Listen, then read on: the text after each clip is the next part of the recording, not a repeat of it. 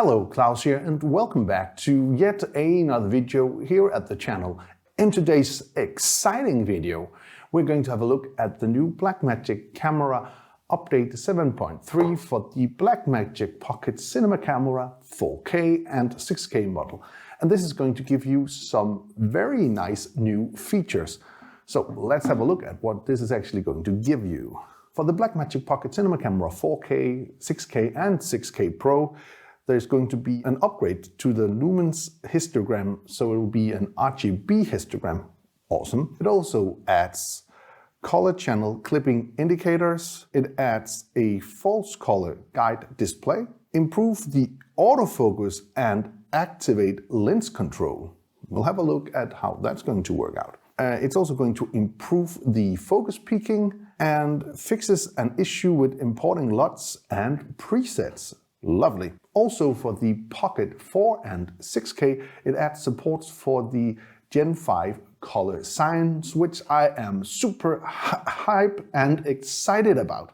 So if you don't want to update, I actually did a video about how to do color science 5 inside of Davinci Resolve using a 4th gen camera. You can check that video up right here if you want to. It also adds support for the LCD screen, at Q1 and Q3 in Blackmagic recording options, which I think is nice.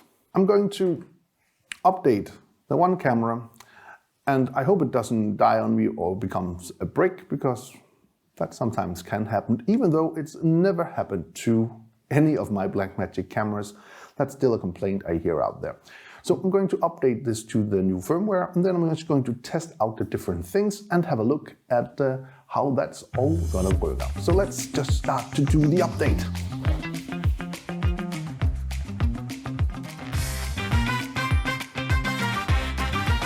Okay, so now I'm back. It took quite a while to set up, but it didn't break my camera, and it booted out pretty darn nice.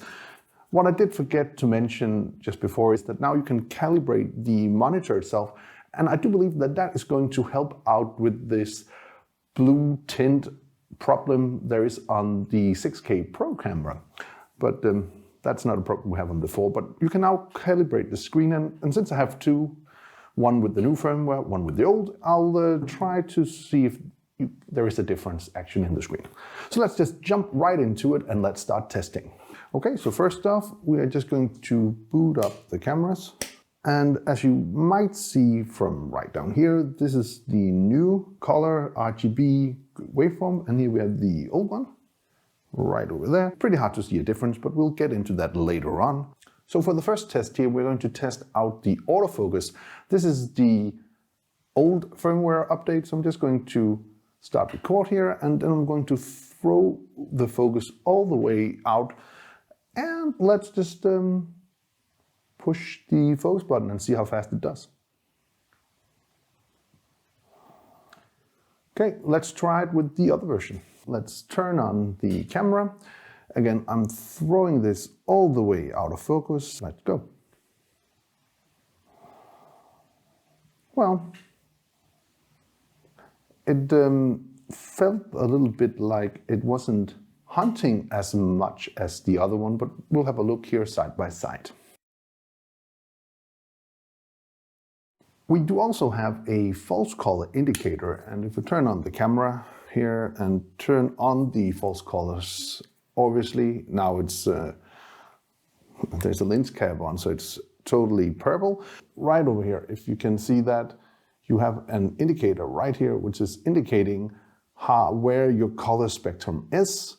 For instance, if we boot up the old version and do this exact same thing, we'll go into the menu, we'll go into the monitor, and we'll put on false color and turn that on. You're actually going to see that this is having a total blue screen. We have no indicators in the corner of any sort. So that's a pretty nice feature, and it will give you a better overview of what you're doing.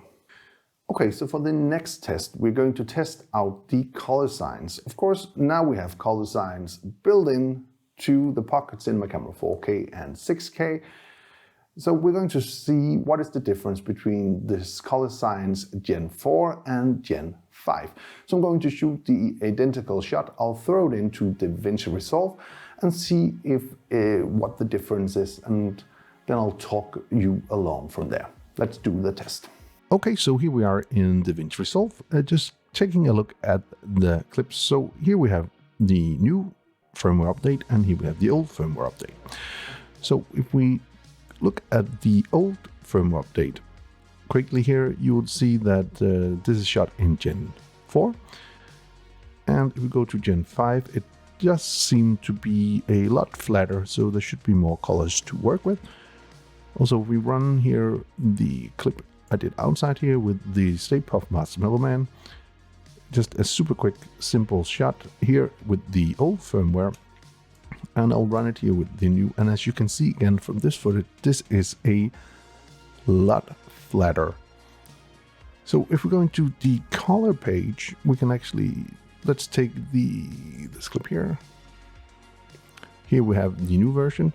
So if we go into the raw settings and we're going to enable this on a clip basis, and we are shooting color Gen 5.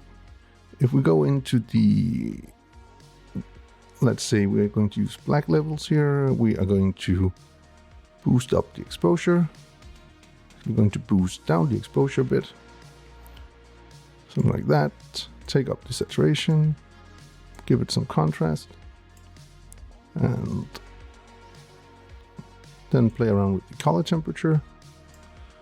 So very quickly we have a pretty nice grade. If we go here to the color science 4, again I'll just go in here, we're going to the clip and we're using Gen 4. We're going to use the black levels. We're going to take the exposure down a bit, putting up the saturation, and then boosting the contrast. You can see that you actually have way more colors to work with in the color Gen 5.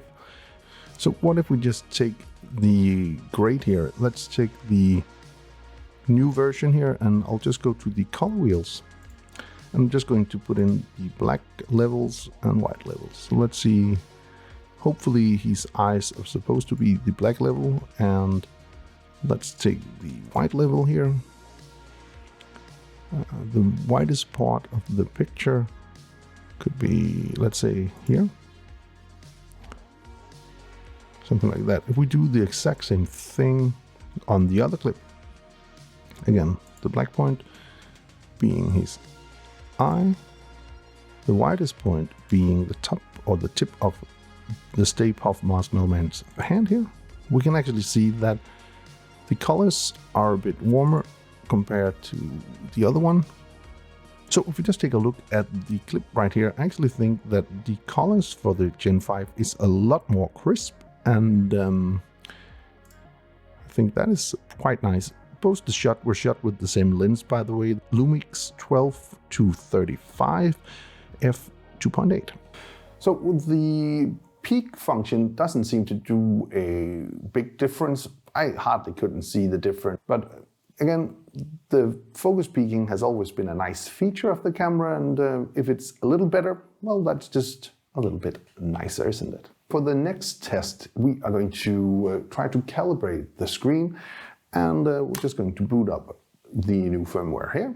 We'll go into the setup, and then we'll go to one of the last pages. Actually, we're going to the last page of the setup right here. So here we have the reset camera settings, the remap pixel settings, the calibration of the motion sensor, and of course calibrating the screen. So we're going to push that. So here we have a new adjustment screen.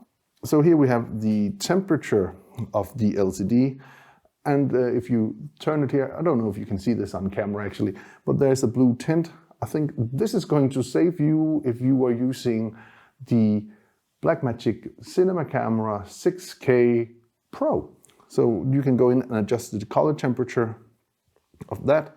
We also have an LCD tint. We can go in and change that around. So for now, I'm just going to cancel that.